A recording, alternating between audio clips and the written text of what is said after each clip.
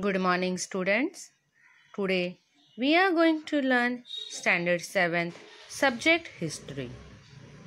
Students, we will continue learning with chapter number 9, The Maratha War of Independence. In the previous part of the chapter, we have studied about Chhatrapati Sambhaji Maharaj and also about his campaigns against the Siddhi, the Portuguese, and most importantly, his battle or his war against the Mughal Emperor Aurangzeb. Under the most adverse circumstances, Sambhaji Maharaj fought against the Mughals for 9 years. But on 11th March 1689, he was brutally put to death by the emperor's order. The Marathas took the inspiration from the sacrifice of Chhatrapati Sambhaji Maharaj, who faced his death nobly and bravely without making any compromise with his self-respect. Chhatrapati Rajaram Maharaj. Rajaram Maharaj was the second son of Chhatrapati Shivaji Maharaj. He was born on 24th February 1670 on the fort of Raigad. After the death of Chhatrapati Sambhaji Maharaj, he became the next Chhatrapati. The death of Chhatrapati Sambhaji Maharaj made Emperor Aurangzeb hopeful that finally his thought of conquering the Maratha kingdom would come true. Aurangzeb thought that his dream of winning the Maratha kingdom would now be realized. In order to fulfill his dream of winning the Maratha kingdom, Emperor Aurangzeb sent Zulfikar Khan to put the fort of Raigad under siege. At that time, Rajaram Maharaj, his wife Maharani Tarabai, Sambhaji Maharaj's wife Maharani Yeshubai, and son of Sambhaji Maharaj, that is Shahu, were all present on the fort of Raigad. But it was very risky for all the members of the royal family to stay together at one place. So, Maharani Yeshubai tackled this unpredicted calamity with her bravery. Resolving that she would never surrender to the Mughals under any situations, she took many important political decisions on the fort of Raigad. One such important political decision was the escape of Rajaram Maharaj. It was decided that Rajaram Maharaj should escape from Raigad, and if it is necessary, then he should go to a far-off place like Jinji in the south of India. Further, it was also decided that the fight to defend the fort of Raigad would continue under the leadership of Maharani Yeshubai. Maharani Yeshubai chose to make Rajaram Maharaj as the next Chhatrapati and not her own son Shahu Maharaj. This decision of Maharani Yeshubai is a shining example that her love for Swaraj and her extreme selfness was greater. If she wanted, she would have made her son Shahu the next Chhatrapati after the death of Chhatrapati Sambhaji Maharaj. But she chose the welfare of the kingdom of Swaraj rather than her own dreams. Also, she kept the Maratha Chhatrapati, that is Chhatrapati Rajaram Maharaj, secure by sending him off to Jinji without taking any regard of her own life and also that of her son Shahu. Rajaram Maharaj leaves for Jinji. On 5th of April 1689, Raja Ram Maharaj escaped from the besieged Raigad fort with the help of his few associates. He decided to go towards the south to the fort of Jinji. The fort of Jinji was invincible. It was a very strong fort, and thus Raja Ram Maharaj chose to stay safe in this fort. Also, it was not an easy task for the Mughals to capture this fort. Raja Ram Maharaj took some of his faithful Sardars along with him and managed to reach the fort of Jinji. Raja Ram Maharaj took his faithful Sardars like Prahlad Niraji, Khadgo Balal, Rupaji Bhosle and managed to reach Jinji. The movements of the Marathas. While going to Jinji, Raja Ram Maharaj had assigned the duty to fight against the Mughals and to save the fort of Raigad to Ramchandra Pant Amatya, Shankaraji Narayan Sachiv, Santaji Ghorpode and Dhannaji Jadhav.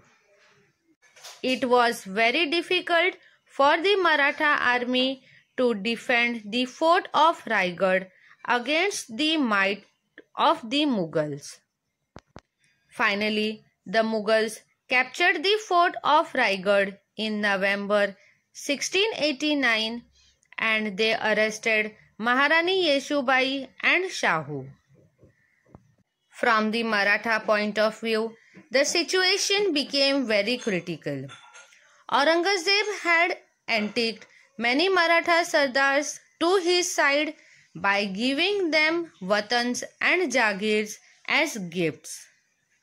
Thus, many of the Maratha Sardars went or helped to Emperor Aurangzeb's side.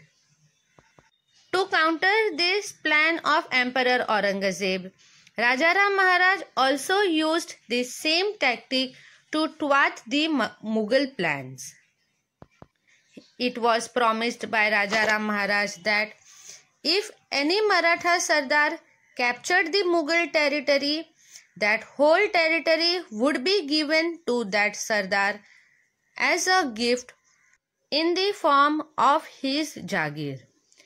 Due to this promise of Raja Ram Maharaj, many capable Maratha Sardars came forward. Many capable Maratha Sardars started invading the Mughal territory with vigor and also began to defeat the Mughal generals. Santaji and Dhannaji were at the forefront or in the lead in these actions. Against their surprise attacks and guerrilla tactics, the enormous amount of war materials and heavy artillery of the Mughals were of very little use. The Mughal forces were at their wits' end. They had no answer for the surprise attacks of Santaji and Dhannaji.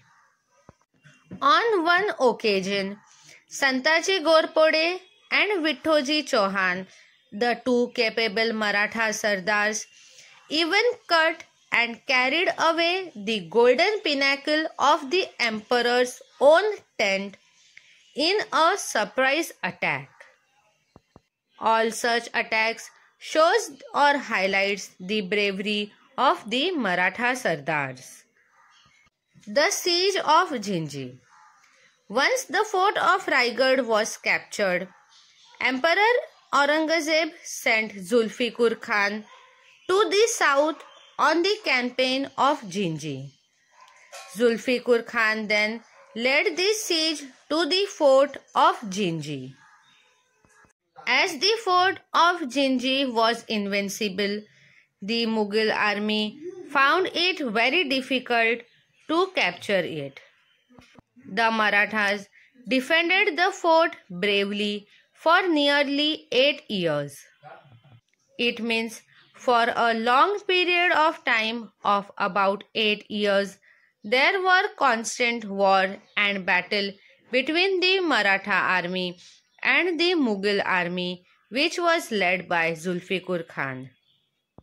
The Mughal forces engaged in the siege were fiercely attacked from outside by the Sardars of Santaji and Dhannaji.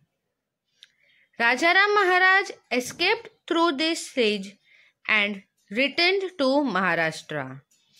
Later on, Zulfikar Khan captured the fort of Jinji. The return of Rajaram Maharaj to Maharashtra gave a boost to the Maratha activity.